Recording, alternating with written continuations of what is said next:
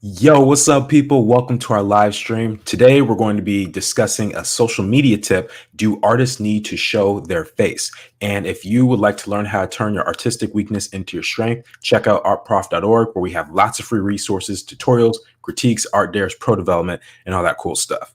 So, Claire, why don't you get us started on the conversation today?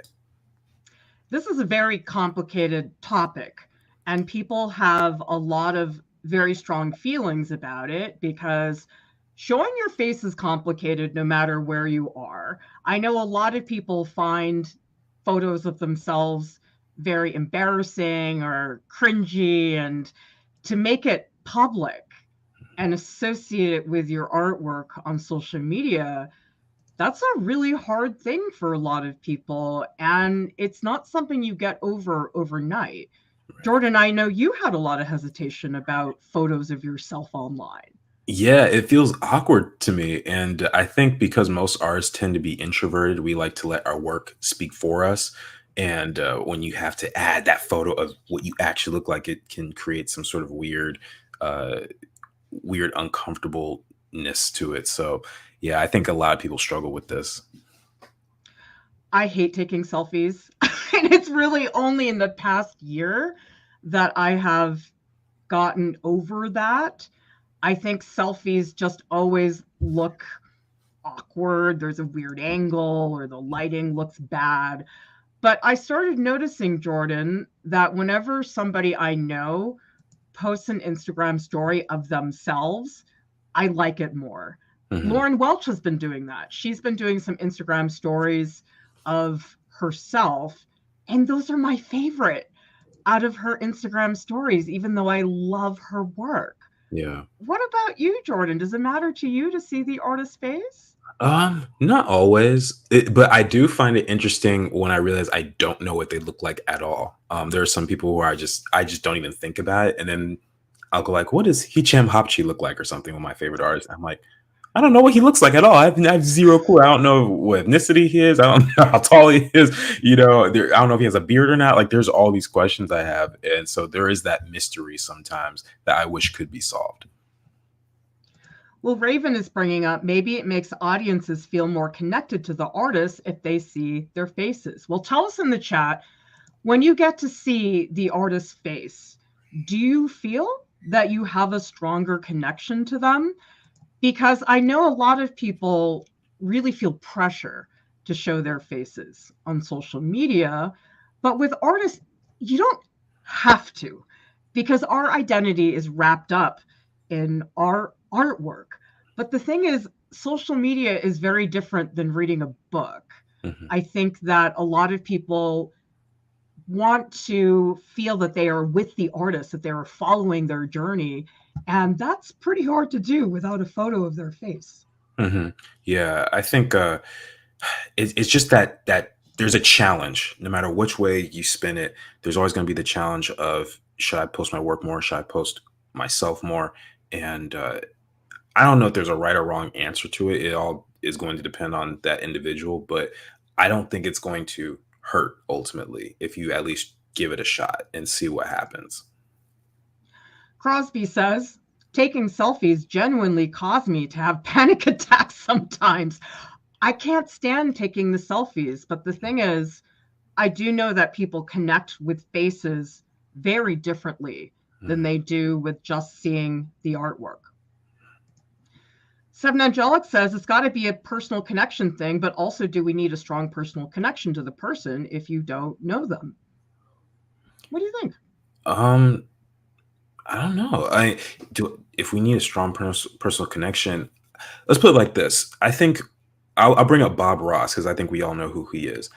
I don't know anyone who's ever been totally enamored by any of his paintings, but we all know him as a person. We all connect with him, and we remember his demeanor, and everyone's like, "Oh, I just love the way he talks and stuff." And so he's become an icon just for who he was, not necessarily his work. And that is an interesting shift, because typically we're so used to seeing the work itself. But I don't know a single person who's been like, "This one piece of Bob's is, the one that I aspire to." Cass Buena says it just makes them a bit more real when we see the artist's face. Yeah, I think sometimes this is weird, but I feel like if I've never seen a picture of the artist, it's like, do they exist? Which I know is weird, but it just can sometimes come across as not really confirming that they are actually there with us. So Yeah. that brings up the next question, because one thing that I do think is very effective on social media is seeing an artist's hands, because that does bring you into their world and show you a little bit more about who they are, how they use their materials. So let's have a compare and contrast. Here's a photograph. This is my friend June Che, and here's just a photo of his hands. Now, Jordan, how does this change your perception of Mhm. him as an artist, seeing the face versus just a photo of the hand in art? Yeah, for some reason, when it's just the hand, it feels almost manicured. Uh, it feels impersonal, and as if someone said, "Just put your hand next to it and pretend like you're working on it." Whereas when I see the face, it looks like he's actively sculpting, like he's actively invested in what he's doing, and you could see the connection between him and his work, and it feels more raw to me. The thing about Che, he has this very serene look when he works. And I think that contributes to us seeing the relationship between his artwork and how he engages with it. I'm a big fan of seeing artists' faces. I don't think that's the case for everybody. We did a poll on Instagram and YouTube. A lot of people said, oh, it doesn't matter. I think it really does, because for me, it's a big difference in terms of how I perceive that artist. Here's another photo. This is my friend Jessica Strauss. She's a sculptor. She does these incredible wood constructions. And Jordan, you don't know Jessica, right? No, I didn't know the last artist you mentioned either. Okay. So this is Jessica here. How does this change your perception? um, Again, it feels more focused. It feels more intentional that there's real effort put into it. Because I'll admit there have been times where I've taken photos of my hands working, and I've already completed the artwork. I just putting my hand right next to it. But when I see the face, and it draws me in even more, and there's just something about it that you know that feels like they're putting themselves into their work. I guess the best way I can put it. This is a point from Moses, who says showing your personality can make your artwork stick more to people. This art by this lovely guy. Well, here's an example. Will Cotton is a very hot New York City painter. And I'm not a big fan of his work, but he came to speak at my graduate school. And I really liked his lecture. In fact, I liked his lecture and the way he spoke about his work so much that I actually looked at his work later and said, you know, I'm starting to see something here. And Mm, so sometimes that really can make or break the way somebody perceives your work. Because if I'd never heard him speak, I would, Will Cotton, whatever. But mhm, now I don't look at him that way. So it can be very impactful. mm. Here's the thing, people will stay for you, not just the artwork. Right. My example is anybody can bake a chicken, but can they bake a chicken the way you do? For example, Jordan, when we were in California, you told me that you have a really good Wakandan accent. I forgot I told you that. Yeah, I convinced my 6-year-old cousin I was the Black Panther one time, and he after about 5 minutes he totally believed me and asked me what Wakanda was like. It was great. It was really cute. Well, now you have to do it for us. So I think Oh, you need to give us a figure drawing tip with a Wakandan accent. okay. Okay. I gotta stop laughing. Okay, hold on. Okay, so when you are drawing the figure, you have to draw very loosely. You have to make sure you're not gripping the pencil too tough, because if you grip the pencil too tough, then it will mess up your lines. How's that? Oh, Wakanda forever. I give figure drawing tips all the time. I could say the exact same thing as you. But the thing is, you delivering it in a Wakandan accent, I can't do that. And that's the difference. If I never heard that, I wouldn't be dying of laughter right this second. So you have to realize that a lot of people can do the same thing, but the way Jordan does it is very different than the way that I do it. And that's an important distinction to make. Now, I want to show you a more expanded example. This is Andrew Raftery, my former professor at RISD. And I did shoot a whole bunch of conversations with him that are going to be coming to the channel fairly soon. So I'm going to show you all these images of his work, gallery exhibition, and his hands. Really nice photos. I mean, yeah, they're mine, but you can get a lot out of this. Mm-hmm. But then, Jordan, what happens when you see him talking to me? You just see him as a person. I think we're so used to disconnecting the art from the artist, especially if you go to a museum. You see the artwork, you might see a plaque, you might even see an image of them, like in their 2 inches tall or something. But when you have an image like this and you see them interacting, you realize, oh, they are actually a human. They do actually, eat, sleep, and have exciting moments in life and sad moments in life. And you realize that they are just like you. They just happen to have a particular skill that they excel in. And seeing Andrew in the context of his garden, which is this beautiful, luscious garden that he grows from seed. He uses a watering can when he's painting with watercolor. He has this old-fashioned hat. I mean, he's such a distinctive personality. And for me, a big part of the work he makes is about him as a person and how he lives his life. He moves at such a slow pace compared to your typical person. And I just always feel like when I talk to him that time has slowed down. And I love that interaction. Super Chancy says, can the picture backfire, like people not relating to you because of your photo? Sorry, there's a smoke alarm going on. Can the picture backfire, like people not relating to you because of your photo? I've never seen that, really. I mean, the worst thing that'll happen is people just don't like it, but I don't think anyone's going to go on there and intentionally just say something bad or anything. If anything, it'll just kind of move right by them. So I wouldn't worry about that too much. Kat says, I have this time seeing the artist's work on the art put me off. I think it's when it feels like the person was making a show of themselves primarily and the artwork only secondarily. Oh, yeah. I mean, there's some really extreme versions online.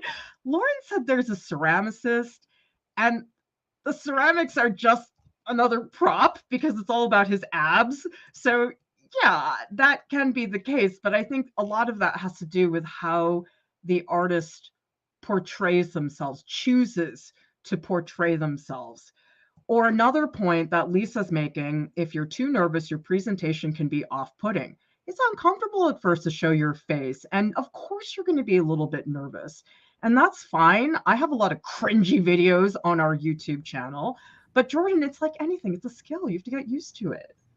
Yeah. And quite honestly, when you're just starting out, chances are your audience is going to be real small anyway. And, I think the people that really enjoy you will like to see that progression of how you started off as super nervous and shaking, like Courage the Cowardly Dog, to you becoming a master live streamer or artist, and you just be able to present. That's how I started off. I was too afraid to ask questions in my senior year in high school. And now I'm live streaming on the internet for thousands of people, which is weird, on 2 YouTube channels. So, yeah. This is a good point from Sonnet, who says, I also think when you don't see the artist at all, you kind of feel, what are you hiding? I think it can feel a little bit evasive, that you are intentionally setting up that wall to prevent people from seeing you as a person. And I know I work with a lot of older artists who say to me, I don't look that great and I'm not some cute, young, hip person. But that's exactly why we need to see more of that. We need to see that, we don't all look like Hugh Jackman. I mean, that's okay. Most people do not look like Benedict Cumberbatch. But I think we need that visibility. If you're an older artist, put yourself out there so we can recognize that artists are not all 26 and hot. I like that. It takes a while, and I think for everyone, even on the art prof staff, we've all had those moments, or maybe even still have those moments of just insecurity when it comes to posting. And but it's something that I think is worth it if you're willing to give it a shot, because all it's going to do is bring people in closer to you. You're not going to repel people by showing who you are. Let's put it like that. Another thing, we naturally connect with faces. There's a reason why every 5 years somebody says they saw the face of Barack Obama in a grilled cheese sandwich. People are looking for faces. And I love this photo of you, Jordan, because you definitely have a drawing face. And I know what it looks like. You're like very calm, but you're like ultra focused. And I just think if I saw this, just your hand on the Cintiq, Mhm. I think we're missing a lot about you as a person. Mhm. And to me, you're such a kind, gentle person. And here I don't see that at all. It's funny because my friend took that photo just out of nowhere. I didn't even know it was taken until like 4 hours after the fact, and it was just one of those moments where I'm also glad it happened. But yeah, I think you're right. I think I was kind of surprised by my own image when I saw it. I didn't realize what I looked like when drawing, because I'm not focused on me. I'm focused on what I'm creating, and so it's really cool to see that variation. Ginger Cell says, I started showing my face on my Instagram and my followers went up. So that was interesting. If you haven't shown your face online, tell us in the chat and tell us if you are thinking about it. Because obviously, you should do what you're comfortable with. I don't think anybody should be forced to show their face. And for some people, it's a privacy issue. But what we're saying is that, wow, it's a big impact. And if you do want to develop a following, it's a very concrete thing you can do to change your engagement with your audience. Now, here's an exercise that I tell people to do. Go through your Instagram and take notes. Observe your own behavior. Look at the posts and ask yourself, when you see a picture of the artist, do you react positively to seeing the artist's face? Because, Jordan, I confess, some posts on Instagram annoy me. And I'm like, I just scroll right by. I'm like, oh, that's that person again doing this. Sometimes to the point that I unfollow them. But I definitely have posts I look at. I'm like, oh, that's so cute. I love that. Mhm. And so you have to figure out what that is for you. And if that does impact how you use social media. Because, Jordan, I think oftentimes what we like as social media users, we don't realize that we're not doing any of the things that we actually like on social media. Do you have that? Yeah, we talked about it when you were out in California. We were on a trip about, like we literally sat down and talked about Instagram pages, and how everything worked, and talked about the stuff that I was attracted to, or was drawn to. And there's a big difference sometimes, and I think there is a benefit in analyzing a little more closely to make sure that you are doing the things that are successful. Melissa Wood says, I think by showing yourself, you are simply reinforcing the truth behind your art. It can be that way because a lot of us take criticism to our artwork very personally. And there's a reason why. We are deeply a part of the artwork we make. And when you think about it that way, we as a person, that is not separate from the art. It can't be because we are our artwork in some ways. I do want to bring this up though from Crispy, and this actually brings us to the next point. Crispy says, I feel like it can be that way, but also a lot of younger people on social media, myself included, have had bad experiences, which leads to the fear of being seen, messaged, and harassed. I do think it's different if you're under 18. Yeah, I think if you're that concerned, or if you are under 18, you definitely have to be very careful about that sort of stuff because you don't want to invite unnecessary harassment or danger or whatever that could potentially happen. And so it's not meant to scare you guys, but it is to let you know to be cautious. And there's a risk to everything. Whether if you don't put your face out there, then there's potential that your audience might not grow as much, like we've been talking about. But if you do, there you invite another risk of things that may or may not be good for you. So you just have to weigh those balances and figure out what works best in your situation. I can tell you that I am adamant to my children who are 15 and 13, you may not show your face on social media. I've made that extremely clear to them. And you'll notice I'm very private about my kids. I'll tell you I have two and that they are 13 and 15, but that's it. I won't even say their name. I won't show a photo of them. So I'm very protective as a parent. And that's, of course, everybody's personal choice. But I think whatever you end up doing, if you are under 18, you have to realize that that is a safety issue because you are younger and because you are more vulnerable. You don't have all the knowledge in terms of how to deal with things. So these are my rules. I show Maggie, my sister-in-law's dog, and I show the guinea pigs, but absolutely no children or family members, because I do have times where we go to my mother-in-law's house and I take all these photos of people eating food, but I never show their faces because I know that's an invasion of their privacy. So that is something you definitely need to think about. Here's what's interesting. Kat did my Instagram observations exercise, and she said she didn't realize she was doing this. She said when she taps on an Instagram profile of an artist that she just found out about, she told me the first thing she does on that profile grid, she looks for a picture of the artist. Why do you think she does that, Jordan? I think it's kind of like we said earlier, we're naturally drawn to faces. Like even in the real world, like sometimes people see a wall outlet and they'll see a face in that. And so if you're looking at an Instagram page, you want to see oftentimes who's making it, like who's the creator, who's the founder, who's the maker of the beautiful work you're seeing. It's always really interesting. Wilmy says, on the other hand, not knowing who the artist is, like Banksy, it can add to the mystery to your imagination.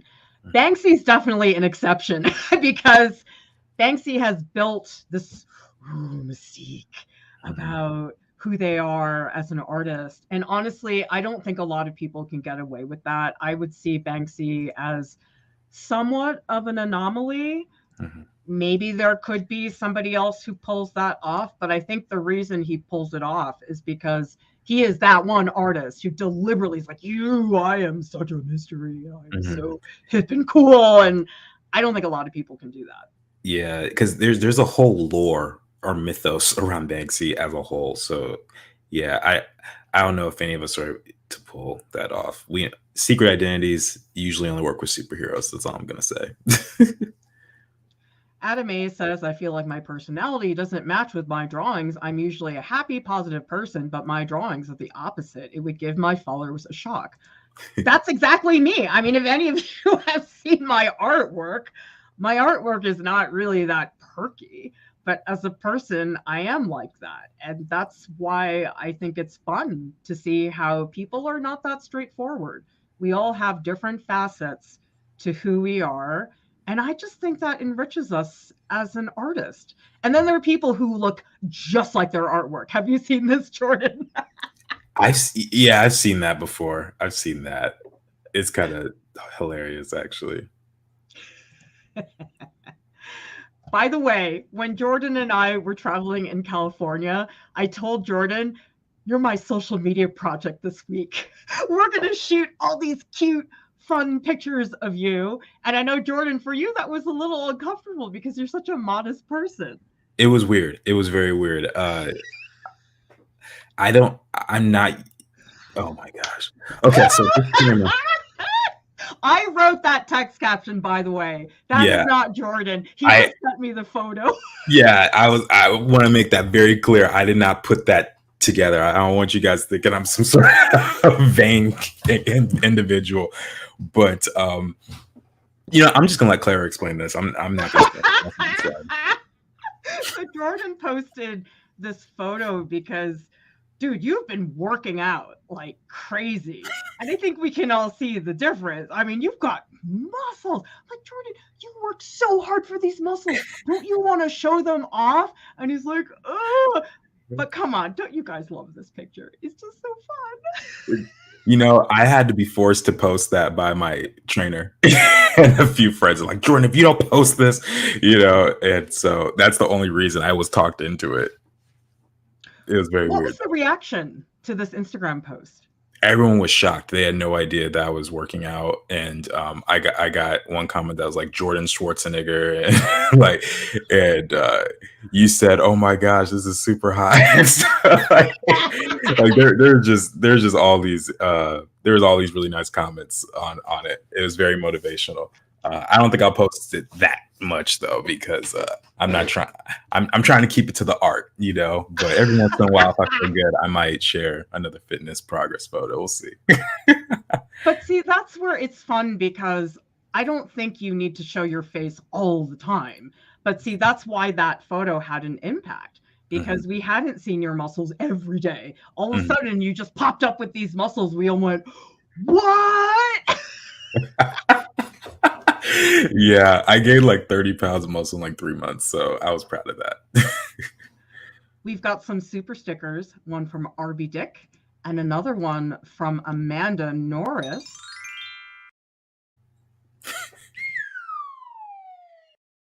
Thank you all so much for your support. We need that support. Every single super sticker has an impact. We're such a small organization that $50 helps us. So please consider supporting us through a super chat. Now, we do have a lot of people in the chat who said, I think showing my face will help, but I'm embarrassed.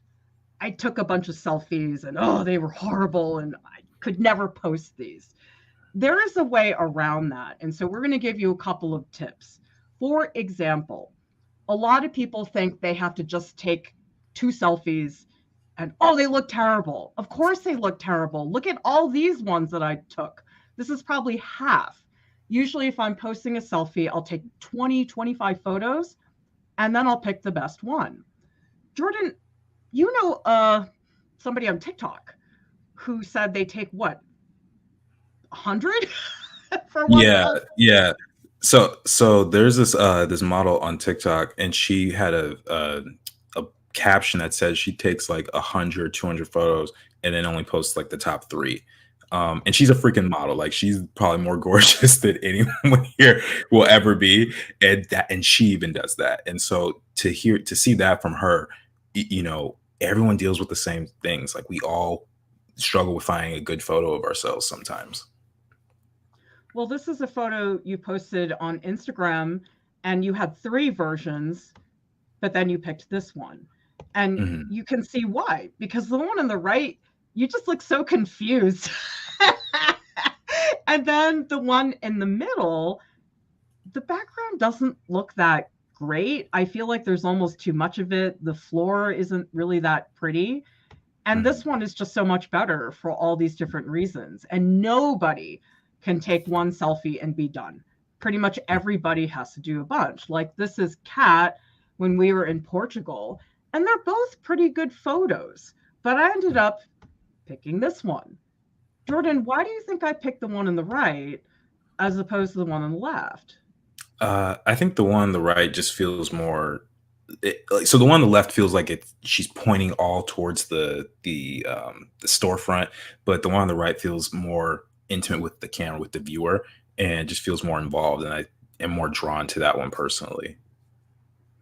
I picked the one on the right because I think her posture feels more confident. On the left, she looks like she's swinging a little bit. It's a little bit strangely framed. But then on top of that, I also cropped it. Why do you think I cropped out the people who are waiting in line, Jordan?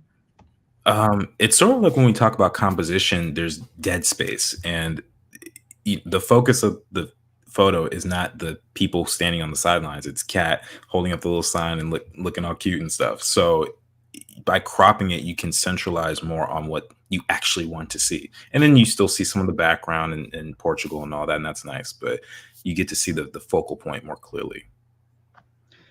Shooting good photos, I think we all know that's a skill. And it took me a while before I felt like I knew how to shoot photos, how many to shoot, what to crop, what to look for. I think that is extremely helpful. So don't get mad at yourself if you don't get great photos right away. So we did some shoots with Jordan. I told Jordan I was going to take all these glamour shots so that way he could stock up for Instagram. And these are all cute photos of Jordan. But I picked this one. Why, Jordan, do you think I picked this one? Oh my gosh. Well, Just I think it. composition-wise. Huh? Composition-wise, why do you think Oh, I picked the one on the left? well, I think it just feels more natural. It feels more in action. The others actually feel a lot more posed, especially the one on the right. It feels more like sit there while I take this photo. And I think in the one on the left, I was genuinely laughing at something. It might have even been just the awkwardness of the situation for me that I was laughing at. But it came out looking a lot better than I thought it would. So yeah. I did do a little art direction. Guys, Yes. I'm used to directing people in videos, and oftentimes you can get people to do something that they wouldn't do if they just stand there and pose. And so I'd often tell you something funny, or I'd ask you to do your Wakandan accent. We'd end up laughing, and that's when I could snap that moment in time where you do look natural and you're not just posing there awkwardly. Here's another tip. This is the biggest tip for selfies. Honestly, this one, if you do this, it will fix 80% of your problems. Most selfies look bad because you're doing indoor lighting. If you just go outside, it's such a big difference. I mean, what's wrong with these selfies, Jordan?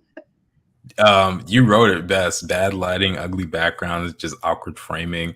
It feels very unplanned. Like you just like, here's the camera, here's the photo button, and you just went around doing that. It doesn't feel as composed or as cinematic as some of the other ones.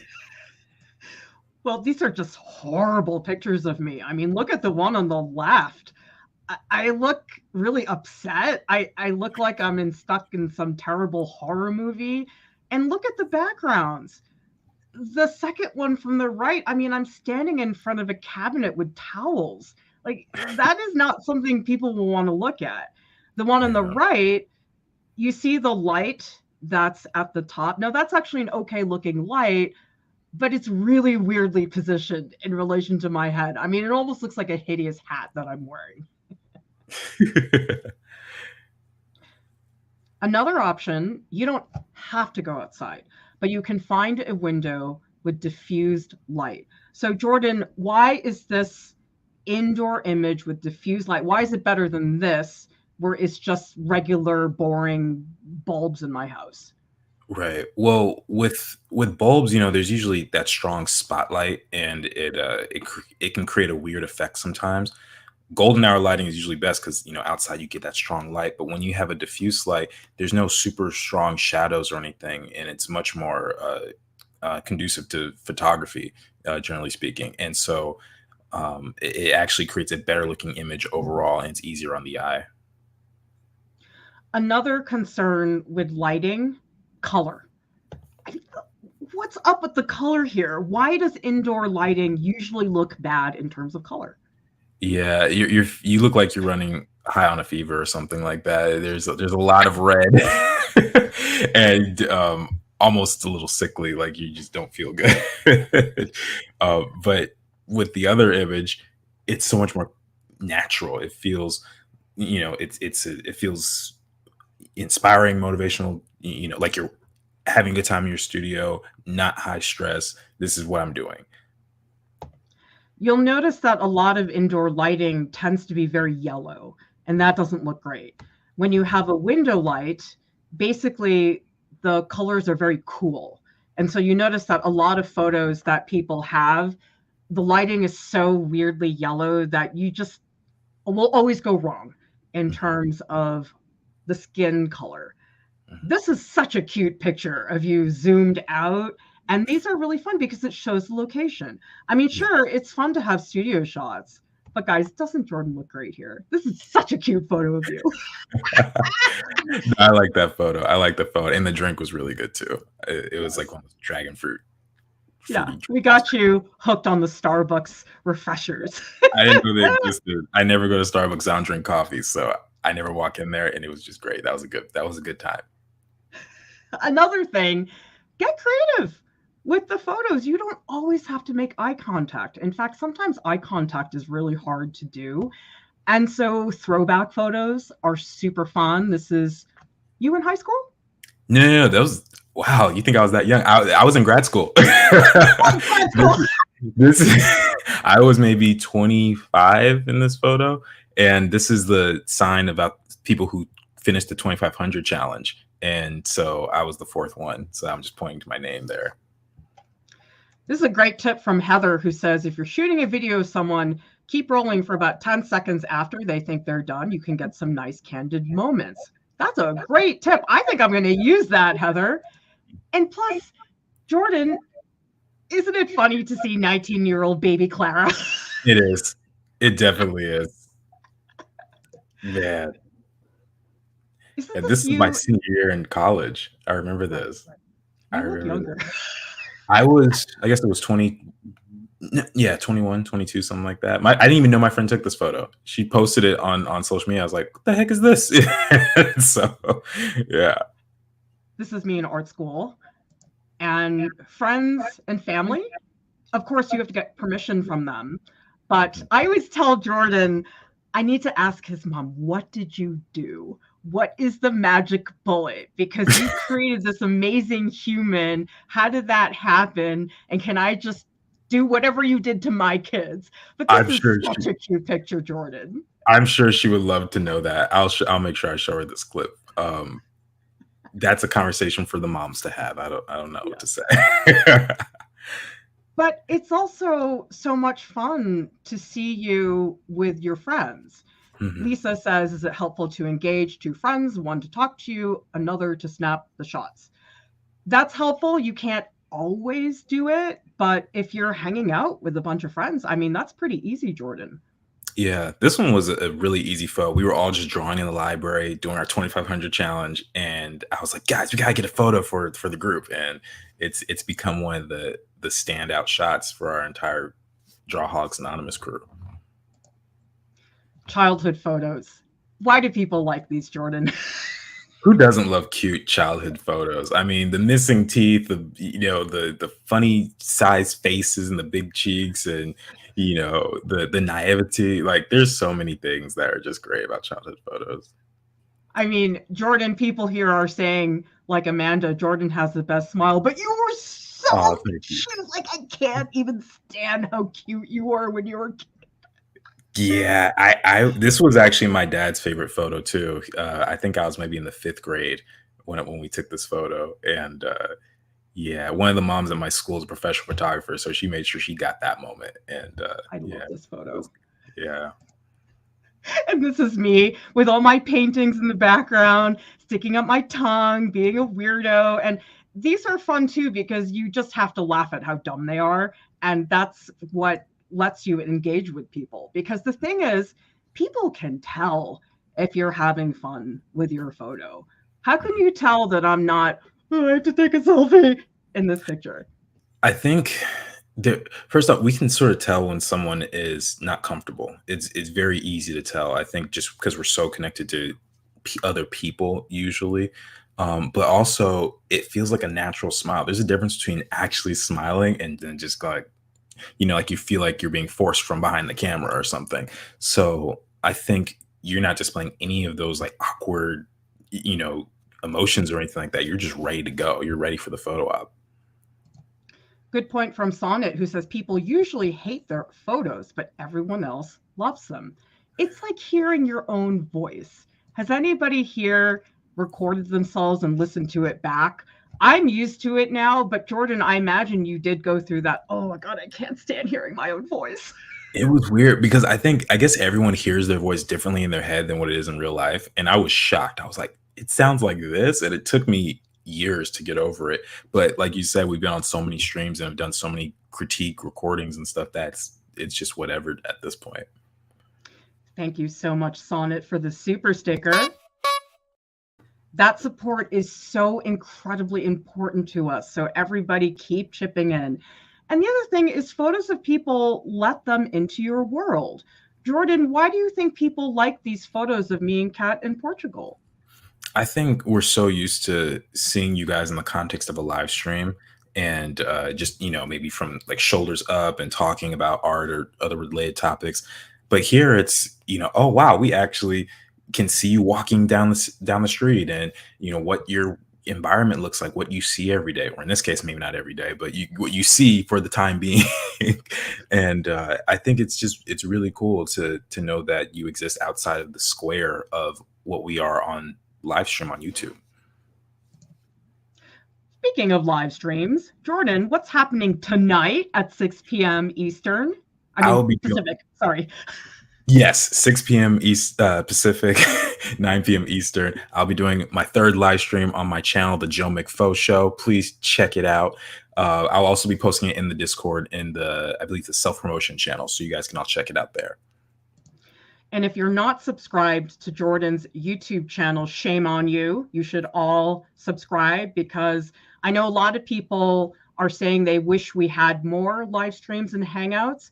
If you want that, go to his channel, because that's how you're going to get more hangout live streams, because we just have so many other things going on. And I think this would be a great thing for everybody to try out. This Google slideshow is available. The link is in the YouTube video description below. And thank you, Crosby, who, by the way, is the person who inspired me to do this stream. So thank you, Crosby, for your support. Link is in the YouTube video description below, and you can also access all of our slideshows on artprof.org. We will be doing a stage session where you get to talk to us on voice and ask us questions. That is in the Discord and the post live stream stage channel right after this stream ends.